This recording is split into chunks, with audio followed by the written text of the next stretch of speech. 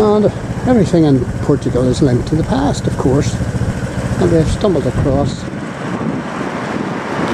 the Cerro Da Vila Museum ruins.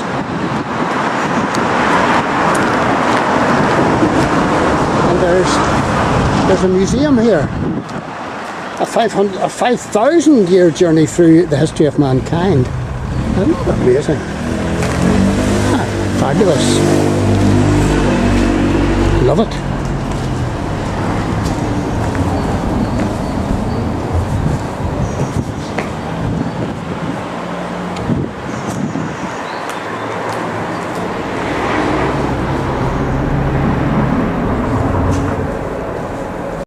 My learned guide here, Tanya, tells me that this site was actually discovered in 1963. So it's not that old. Open to the public, I think it was 1985. So let's go for a walk.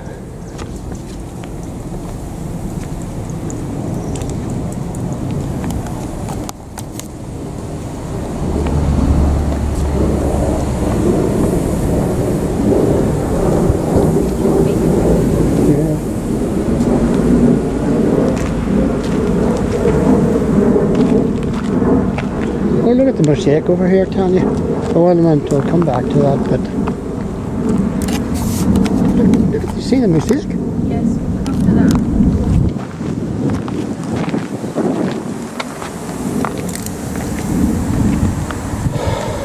And this is what it would have looked like.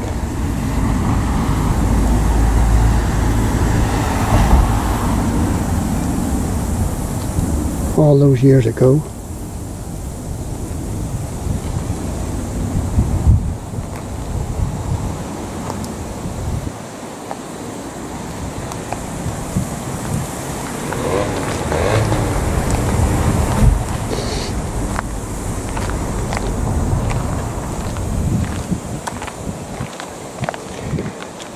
Rooms with bedrooms for warmer and colder days of the year. Bedroom divisions did not have windows, and all converged to the centre of the house.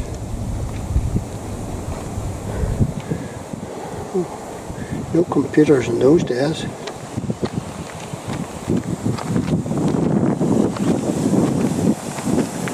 And this is their underground silo. Was built during the 8th and 11th, between the 8th and the 11th AD. It was used for food storage. Because they would have had rats and pests that would have destroyed it, eaten it. So you had to have a secure place. We're getting soaked from the water sprinklers here. And what have we got here? We've got a mill press to produce olive oil for local consumption and a portable water supply. Well.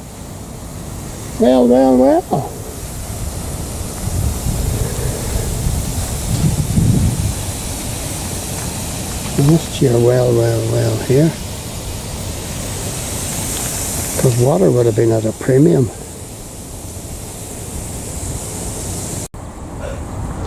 Cold water pool with from the Noble House private bathing complex.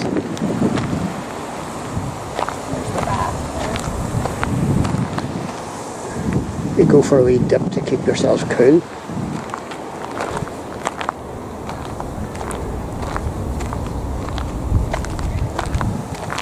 And there's remnants of the mosaic that would have been all around this.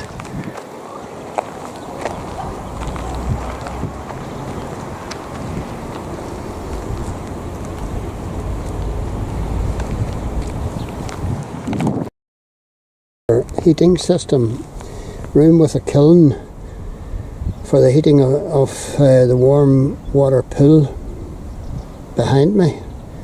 The kiln's heat circulated in the room and was suspended in the arches of the columns under a tank, resulting in the heat of the water passing through the floor and pool side walls. The slaves regularly added wood to the hypocaust to maintain the pool's heat.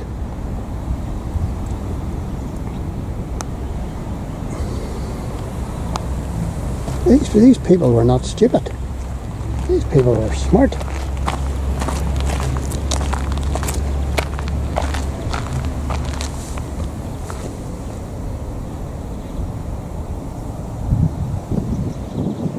Hot and warm pools from the noble house. The Romans started bathing in the caldarium, and then the tepidarium, and finally the frigidarium.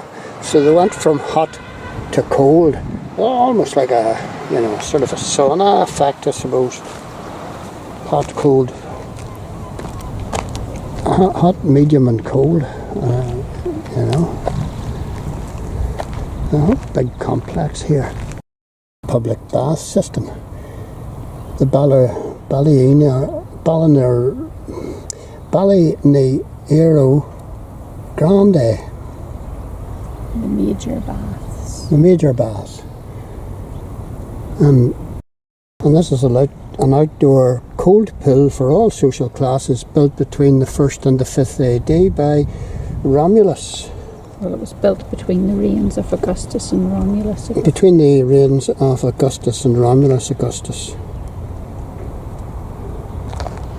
And I guess reasonably well preserved.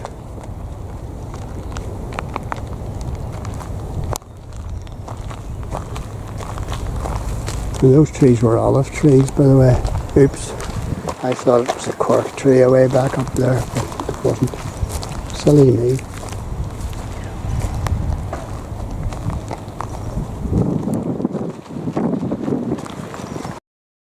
So in behind that fence is your fish processing units. And this beside me, and there's there's your magpie flying past. This is the salting tanks for the fabrication of fish sauces and pastes. 4 major types of fish salting products existed. And they put the fish into these tanks and they swirled them about with sticks. I don't know.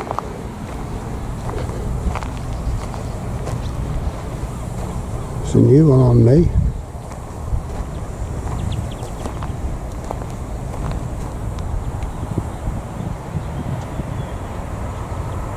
That's the wee green finches flying there, I think.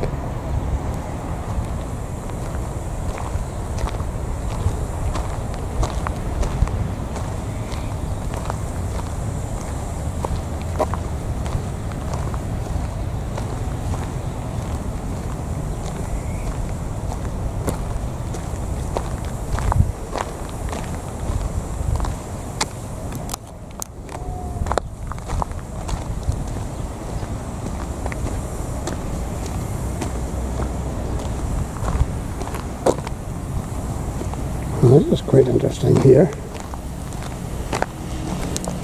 Look at this. It's beautiful. I wonder how long it took to lay this.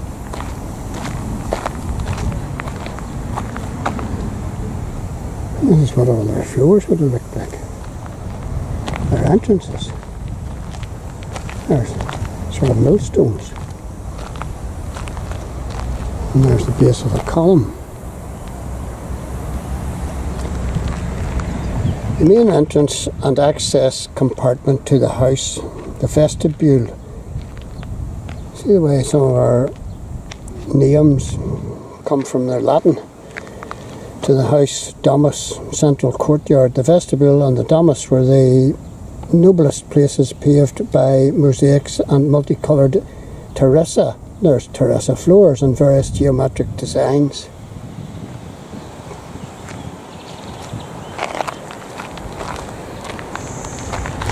Bits of marble.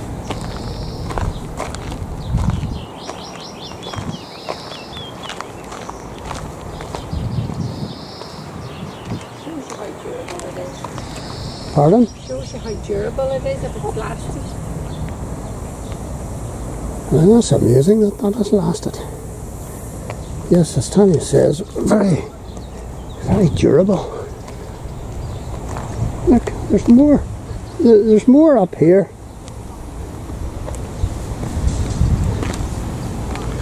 central interior courtyard gardens flanked by a corridor of columns to which conserved all damask compartments, inclusion of an open roof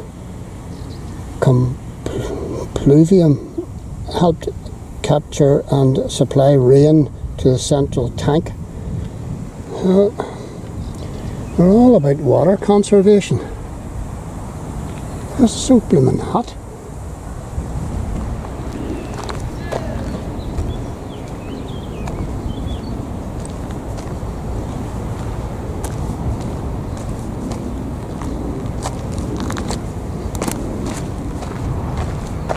Meal room with 3 couches and a table each at chaise lounge accommodated one or more reclining persons who were served multiple dishes by domestic slaves owned by the noble dominus, the dominant noble. And there's wee areas of, there's the azure magpie there, a cheeky boy. See how different he is from our magpies. Where are you, boy? Aye, there he is. Cheeky boy. This is the azure magpie. It's only found in Portugal. Nowhere else in Europe. A bit smaller than our magpie. Is it smaller? I think it's a wee bit smaller.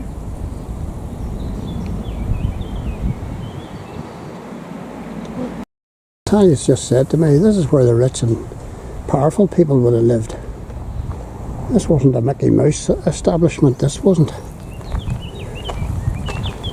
This was for the well-to-do, if you had money, and slaves.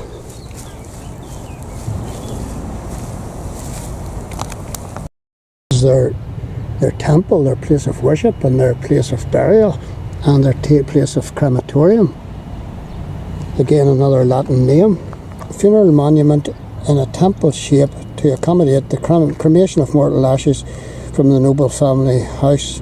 Romans built the necropolis outside the residential areas while they venerated several gods.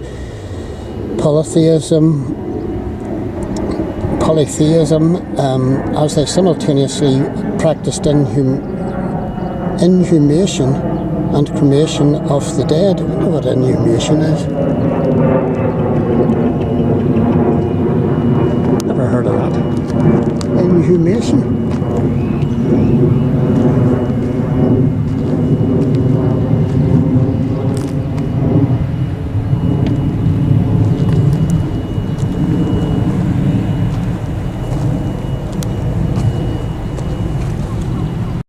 Reminds me of my old friend Big Gary, who works in the creme, Roselawn.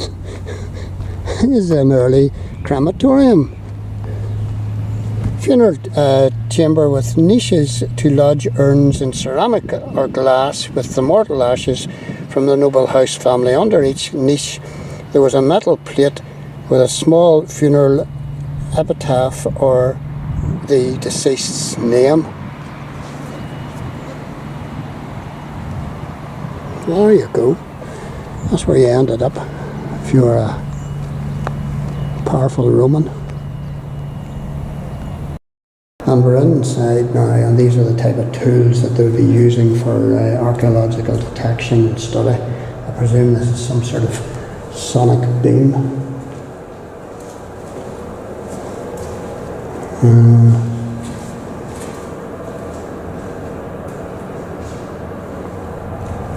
And these are their wine jars or water jars, urns.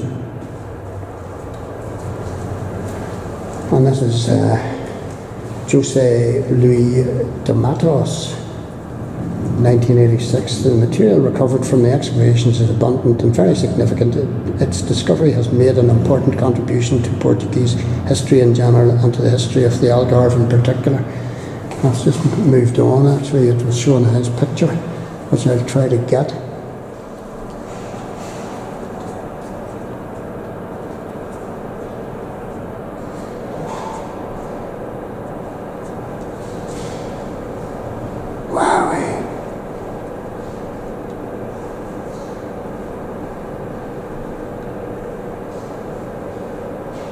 So this guy noticed a tractor working in the field.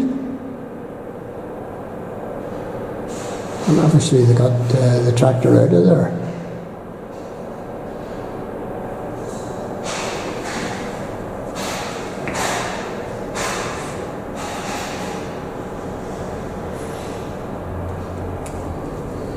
Oh, wowie.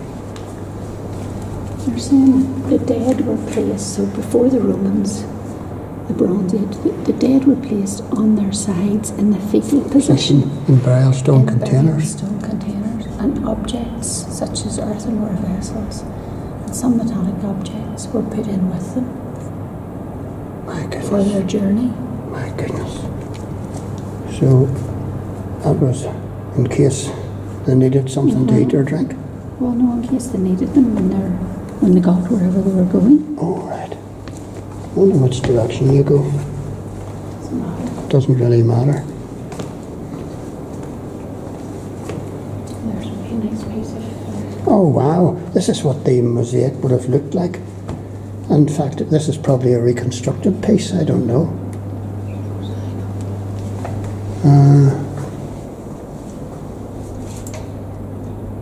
Oh, can't really read it.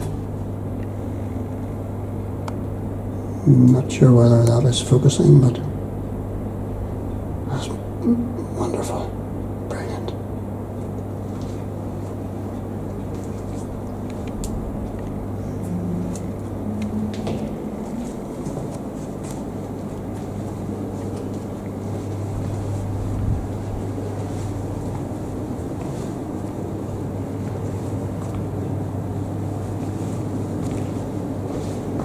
Look at the work on that hand. That is superb.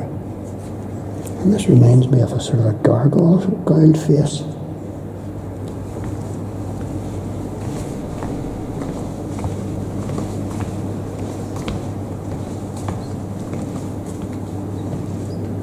Those are wee lamps, wee oil lamps. Yes, they said that. They said that the interior of the house was lit by oil lamps, some of which have been discovered.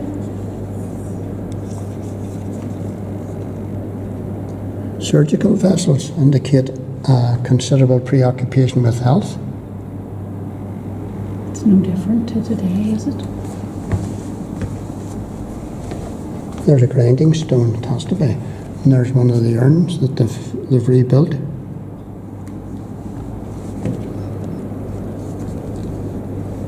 Talking about the fish production. Religion and the afterlife. And the funeral rites. It's not focusing very well. No, sure it's not.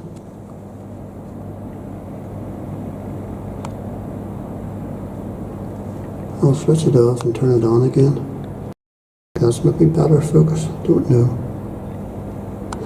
Hard to say.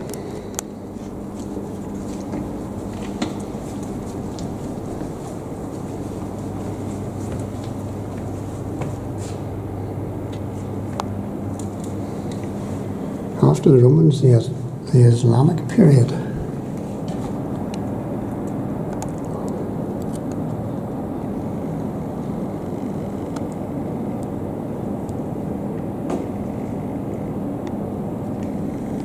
You can see the Islamic influence possibly in some of those dishes.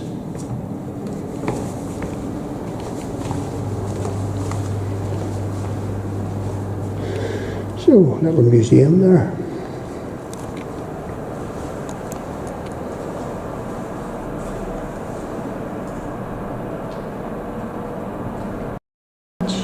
And this is the guy that carried out quite a number of the excavations between 1999 and 2003. I think. Brilliant. Wonderful. Really enjoyed that. All sorts of shells and what have you. Big oyster shells. They're covered.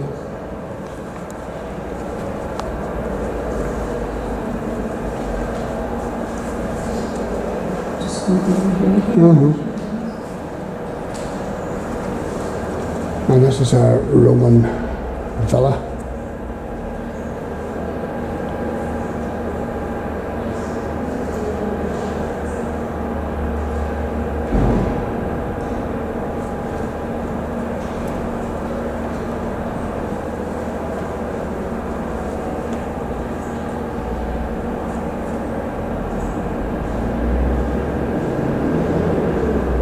System.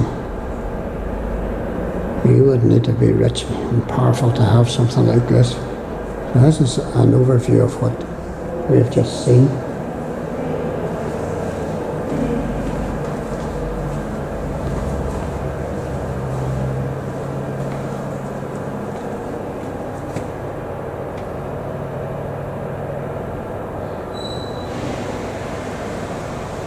Fabulous. And this is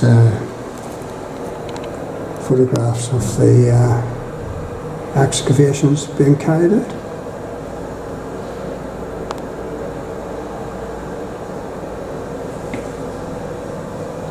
So well done, these folk here.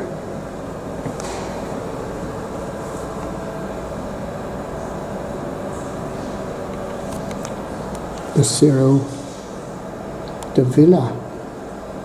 And excavations have been carried out over the last 58 years. And there might well still be stuff to find. So the wee leaflet that we got from the museum and archaeological site, Cerro Da Vila.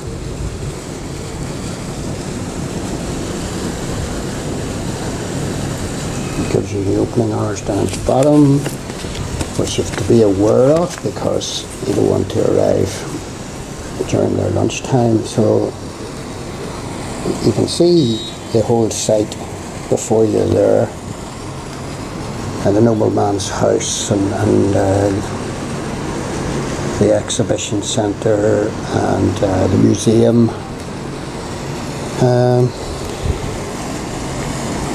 And the major baths are Balneario,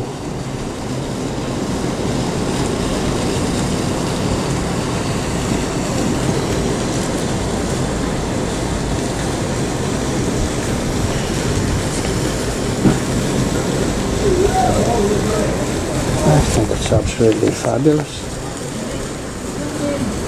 And the crematorium area, I think it's down here, number 29, but it doesn't mention it on this, which is strange. I don't know. Anyway, this site was uncovered, as I say, in 1963, and it dates from the reigns of Augustus and Romulus Augustus, 1st century to the 100 AD to 500 AD. The museum holds exhibits that are 5,000 years old, or that's what they believe. So just skip in the museum. The time travel is 5,000 years of history, where you'll find artifacts related to architecture, sculpture, everyday life, commerce and death. So it is a good, if you're interested in history and all the rest of it, as I am, check it out.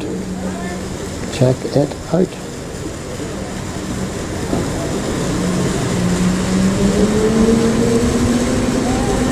Aye, that's what I was looking for there. The P and Q. I just couldn't find it. It's a crematorium. It's called a necropolis here. So that's it there. Shaped temple, mausoleum, and columbarium with niches, and that's it over there. That's what I was getting mixed up there. So They had things really, really well organised. You know, they had latrines and they had baths and all the rest of it.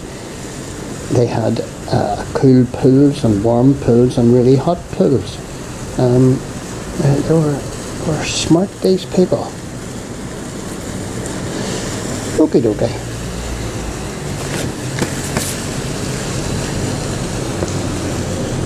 Come and check it out. It is well worth seeing.